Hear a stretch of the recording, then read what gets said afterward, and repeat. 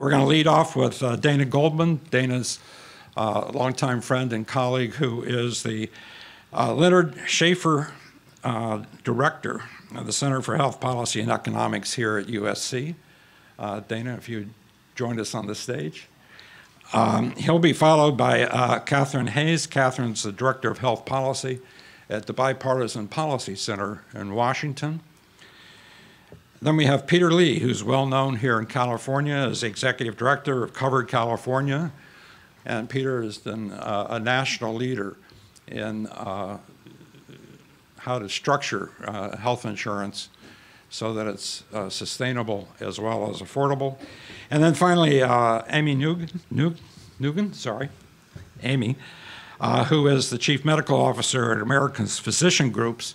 These are the physicians that participate in health plans that are really the future of healthcare, that offer greater coordination, greater cost efficiencies, and she'll tell us about what's been happening from a physician perspective. So with that, let me turn to Dana. Thank you, John. It's a pleasure to be here. And before I share some thoughts on, we're going to start with a topic that's not very controversial, which is pharmaceuticals.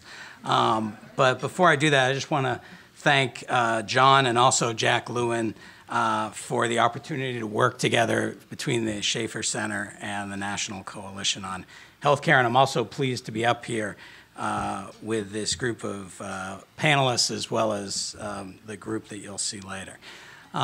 First of all, I should say I'm up here as a professor, but I also have an interest in a company that does work for the pharmaceutical industry, and also I've been sponsored by NIH, and no one takes responsibility for my remarks but me. But I want to follow up on something John said, because he showed you the federal budget numbers, but I think it's interesting to think about the fact that if you look at federal spending in 2017, it was about $4 trillion, and about 1.1 trillion of that is going to healthcare, another trillion is going to pensions, and another 1.1 trillion is going to defense and interest. And so at the end of the day, what that means is that the United States is an insurance company with a navy. And what that leaves to do address all the other issues that we all agree are really important. And here in LA, for example, homelessness would be one of them, and inequality and things like that. We're left with maybe 18%. So this notion that affordability is an issue, and John showed you these slides, so I won't belabor it. But I'll just say that if we can bend the cost curve on federal Medicare spending, it means an enormous amount to our ability to finance all the other social issues that we worry about.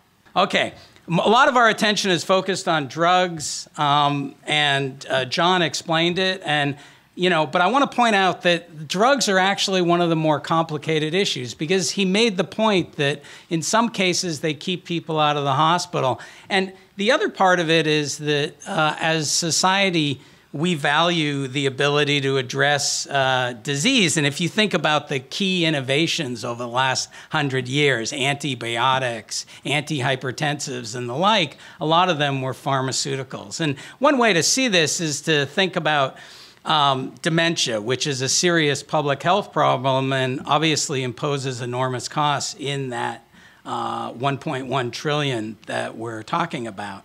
And dementia worldwide kills about the same number of people as tuberculosis does. And yet, if you look at the distribution of disease burden, it turns out that dementia is an issue for high-income countries, and tuberculosis is an issue for low-income countries. And when you look at the R&D that's going on for Alzheimer's, and you compare the treatments under development against the treatments for tuberculosis, what you see is, should come as no surprise, there's a lot more work in Alzheimer's, okay? And I think, this is work that was done by Neeraj Sood at the Schaeffer Center. And what he showed is that when we passed Part D, we actually saw an increase in the number of trials that involve Alzheimer's disease. Here it's relative to contraceptives after the implementation. So there's no doubt that innovation is responding to it. And so this creates what I would call the innovation access dilemma that we face today, and I want to talk to you about possible solutions.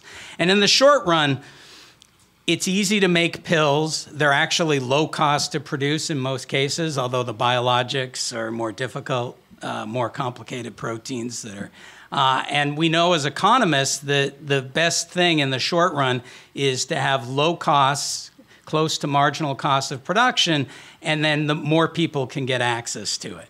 But in the long run, as I said, we want to develop these innovations. Enshrined in the Constitution is protection of intellectual property, and we all know that pharmaceutical R&D is risky.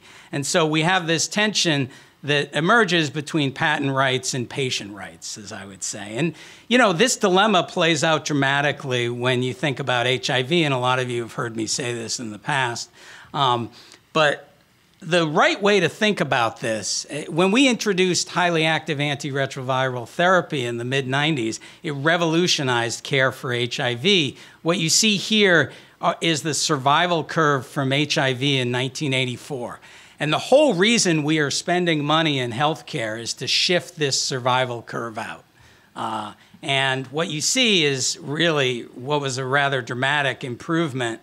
And by 2000, we had essentially added, if you look at these life expectancy, we've added about 15 years of life expectancy for people in prime years. That is an incredible deal to a health economist. But those drugs, when they were introduced, cost $15,000 a year. Now, ironically, we can treat HIV in Africa for $1 a day. And so you have to take a long-term perspective on this. But if you add up and accumulate all the benefits, and economists are good at multiplication, and you take all those 15 years and multiply it by all the people who were going to be infected by HIV, what you saw was $63 billion in revenues would flow to the manufacturers. And that makes people very upset, $63 billion. On the other hand, what you see are, when you value the health benefits, more than $1 trillion once you add up, do all that multiplication that we're good at. And so what that means is that long term, about 5% of the value was returned to the innovators. And if I said to you, ex ante, let's make a deal. If anyone can come up with a cure for HIV, we don't have one yet, but let's say a vaccine for HIV, would you be willing to take a share of how much should we return to the innovators? A lot of people would say 5% is a reasonable number. Now, John mentioned cancer as well, and I think, you know, cancer, the issues are in some ways even more difficult because HIV is affecting people early on in very productive years. Cancer, we know, has this steep age prevalence profile. And, you know, here's an example of a treatment for metastatic melanoma. And again, remember that the goal of public policy is to shift these survival curves out. And these are data that were published in the New England Journal for people with metastatic melanoma. And what you could see is under the maroon bar is the new treatment. I think it's ipilimumab. And what you see is that everyone in the other group had died by 48 months, which showed how pernicious metastatic melanoma is. And when you looked at the trial results, there was a 3.6-month improvement in median survival. So that also appears like, and this drug is about $100,000 a year. Let's use that as a rounding number. So $100,000 for 3.6 months does not seem like a very good deal. But if you look, and it turns out this is a durable effect, about 1 in 5 patients get cured. And for those 1 in 5, we're talking, it turns out they could have years of life to add, and then maybe 100,000 is not such a bad deal. But when I go to the Apple store to buy my iPhone, I expect it to work, and if it doesn't work, I get my money back. you know, if only 1 in 5 iPhones worked, we would not accept that in a consumer economy. And we would expect, and so the question is, can we better target payments so that we pay for responders rather than non-responders? And that's something I'll come back to. But the lesson here is that first, looking at launch prices misses the important market dynamics. There's a lot we can do encouraging generic entry, encouraging follow-on innovation that will help with prices. And as I said, the most successful products are actually capturing a small share of the total benefits. But we also know, as John pointed out, that there are some drugs that are reimbursed, they're used off-label, there's no evidence of efficacy, and that's where a lot of the costs lie. And I'm thinking, because of time, I'm going to just say Sovaldi is expensive, and skip all this. So, but I think the challenge with Sovaldi is that actually, if you look at what the UK, which has a single payer system, what did the UK, which has a single payer system, say about Sovaldi? What they said is that it's cost effective, but they also said they wanted more time to develop the infrastructure to support expected demand, which I read as we can't afford it, okay? So it's cost effective, but we can't afford it. And we did some work at the Schaeffer Center. Karen Van Nuys led that work that showed that, you know, the right strategy with Hep C is probably to treat everyone. And we could actually eradicate the disease. And if you paid, you know, somewhere like 5 to 10% of that benefits to society to the innovators, it would more than cover the costs, and we would think about all the future generations who benefit. Like, we in this room do not worry about smallpox. We do not worry about polio. We should be paying previous generations for that innovation. And so figuring out, this is not just a question of how we pay today, it's actually an intergenerational question. And so it gets to the point, I think you want me, I'm at 50,000 feet, now I'm gonna come to 30,000 feet, and then I'll get off the stage. So one question is, should the US be negotiating directly prices in the Medicare program? And the model is frequently cited as the VA. And the interesting thing, and the VA has a complicated schedule that I can't figure out, so I just wrote it on the slide. But they get low prices. But the problem is, you know, some of our health insurers, you think about Express Scripts, I think it's still Express Scripts. It is. I'm not sure for how long. But Express Scripts has as many people as Switzerland as beneficiaries. We were talking about CalPERS. CalPERS is a huge plan, probably pools with other people when negotiating prices. And the result is, so the question is not, do they have the market power to negotiate? The question is, what are the tools they use to do it? And what the VA really does is it maintains a very restrictive national formulary. So if you look at the top 200 brand name drugs, and you said, you know, let's use the VA formulary in Medicare, then you're gonna eliminate 48% of those drugs. Some of those may be, there's very good therapeutic equivalents. But the point is, it's countries use their restrictive power in order to negotiate, and without doing that, without the willingness to say, we can't have open formularies and low prices, you still need to negotiate. So if you look at some of the estimates, for example, this is good exercise, by the way. Thank you. I've changed my mind about this. So if we set prices at VA levels, we'd save $18 billion. And as John, actually this coincides with the National Academy of Medicine report, which suggests that pricing here would reduce Medicare spending, total Medicare spending, by 3 to 5%. So the question, what some research has shown, though, is it also reduced the rate of innovation. I won't go through this. Just think about that data I showed you about Alzheimer's trials. And so what I'd like to do is conclude, because I know you want me to get off the stage if it's only the slides. I agree that drug pricing reform is needed. I do think that price controls may be a risky proposition. And the analog I'll give you is climate change. We know it's important to act early now because we're very uncertain about what the world would look like. I would say it's actually the converse with drug pricing. We have uncertainty about the long-term effects on innovation, and total savings would be on the order of 3 to 5%. So I would argue, and maybe this is a takeoff for a better strategy would be the following, which would be to cap out-of-pocket expenses and better link reimbursement to long-term outcomes. Like I said, if your drug only works in 1 of 5 cases, maybe you should only get reimbursed in those 1 out of 5. But understand that if we want to tie the payments to value, that may mean that that 1 in 5 gets paid more than what we're paying now.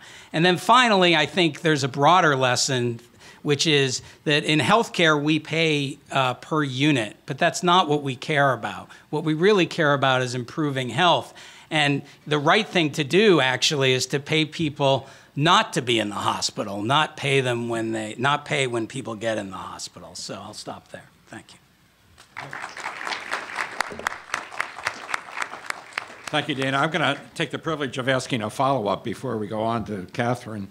A lot of people talk about paying for outcomes, but aren't most people who are really sick because of several different things, not just one? And for people who are in their last year of life, is measuring outcome by life extension the right measure? I think what we should do is when people turn 65, we should say, and we've done this modeling at the Schaeffer Center, look, there's about $250,000 in expected government costs for taking care of you in Medicare. We're going to take that $250,000. We're going to buy a risk-adjusted annuity that reflects your health, and those payments are going to go to your care team.